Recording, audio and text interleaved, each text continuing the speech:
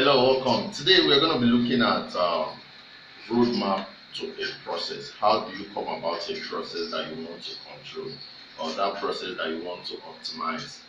That process that you're studying is dynamics. You want to optimize and control it. How do you come about such processes? As a chemical engineer, how do you design a process? How do you design a whole production line for either soap or refinery or anything in production, pure water factory? How do you come about the production line? How does it work? So we call it roadmap to process analysis. First of all, what you do is that you define aims and specifications for the process. That's the first thing. If you want to create any production plant or any line, you have to define the aim and specification. What do you want to produce? That's what you ask yourself. You understand? Or what does the client, somebody that wants to set up a factory that produces soap or liquid soap or detergent, person comes to you with some specification. This is what I want. I want to be producing a soap of very high quality, of so and so size, that has this fragrance. Specification, you need to specify that will be sold 100 naira per soap. You understand? So such specification has to be there. Somebody has to bring the aim. What do you want to do? You understand? So that is the first thing. You have to define the aim and specification for the process. The aim of this plant is to produce soap of so with so size that could be so that should have such characteristics. You understand? Then secondly, listing possible process routes. You need to list all the routes, all the processes that you can use in producing such soap. There are different technologies that are available for producing a soap. So which of those technologies, which one are you choosing? List all of them first, so that you look at them critically to know the one to pick. So list all the possible ways of producing that soap, whether you're using local fabrication to fabricate things, or you are importing your technology, anything. List any way you can use in producing those soap. List them. Understand? There are a lot of materials on the internet to know the processes to use, the flow structure, the flow sheeting, the flow chart, the one you want to pick. List all of them so that you now study them. Now, after listing, screen the identified routes and select one. All these ones that you've listed, now you need to pick out one. This one, is this satisfying the laws of the land? Can I make the maximum profit? Can it be good for this the geographical location of the place I'm putting it? So screen all of them and select one of the routes. Now, having selected one of the routes, make detailed analysis, design the equipment, cost, assessment, social, environment and safety, everything concerning the routes that you've chosen. After listing all the possible routes, you've selected one that is better for you. Now, make a detailed analysis of that very route. Design the equipment that you want to use, cost it, assess the social and environmental and safety impact, and make sure you check everything. This is where you produce what we call blueprint. You understand? Because you analyze the plant, the production plant, draw it, make a diagram of it, produce a blueprint that you can use to go for fund sourcing, so that people can sponsor the for or the clients. After you must have designed it, you will not say, yes, let me give you money so that, or let me bring out funds so that this thing can start up. Now, when fund has been secured, now 5, construction of the plant. You now start constructing this plant. Understand? Start constructing the equipment that you are going to use. Start buying the ones you can buy. And this construction of plants involves, you have to involve contractors, civil engineers, chemical engineers, electrical engineers. Everybody has to be there to construct those things. You understand? Then after you must have finished construction, the system is commissioning and startup of the project.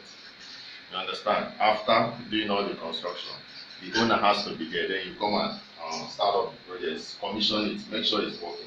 After commissioning and starting up, the process is working, your soap factory is working efficiently. What is the last thing you do? Documentation and handing over an acceptance.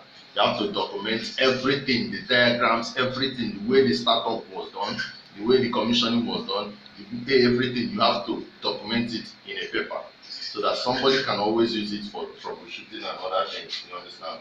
So those are the 7 roadmaps. So those are the 7 steps that are involved in the roadmap to process analysis. How do you come about your process? You understand?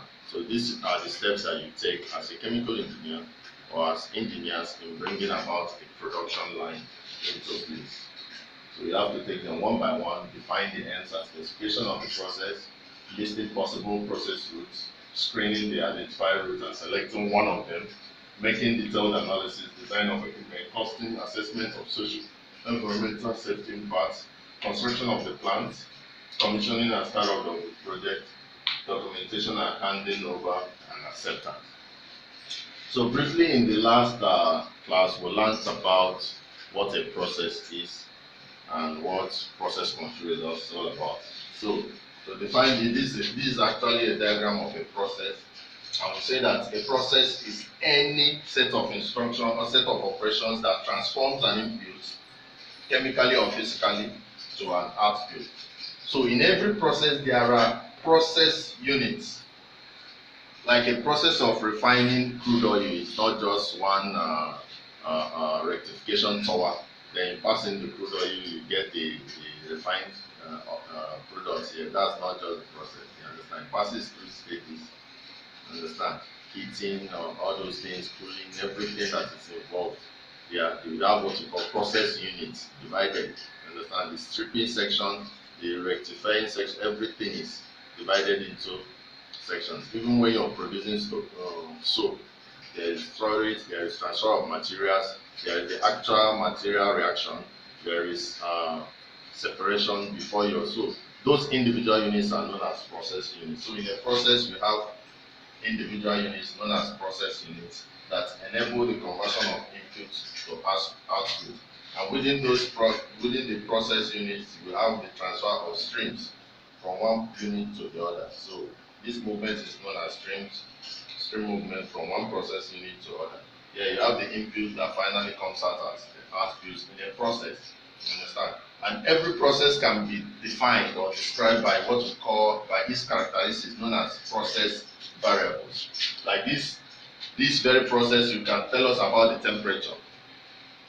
You understand? The temperature at which things are happening here, or the pressure. Those are the process variables. Specific volume, specific mass, and the molar flow rates. All are variables that you can use in defining this very process. And variables that are independent of the mass or the quantity of the plants are known as intensive variables. Such variables like temperature, pressure, specific volume, specific mass, and molar, all of them are known as intensive variables. Whereas the variables that depend on size of the plant or size of what is happening or size of the quantities of inputs and outputs are known as extensive variables. So all those variables that are dependent on size are known as extensive variables. Example is mass and volume. So take note of this. For you to define or describe a process very well or a system very well, you need to know the characteristics of this system, and those characteristics are represented in terms of variables. And these variables could be extensive or intensive. If it is extensive, then it means that it is dependent on size. But if it is intensive, it means that size is not a factor in determining it. So those are the things that we are going to be treating today. In subsequent classes, we are going to be looking at specifically what a system is and how control is ensured in a system using what we call stability analysis and the rest of them. If you like this video, please click on the subscribe button, share our videos as much as you can, support us as much as you can. Thank you and God bless you.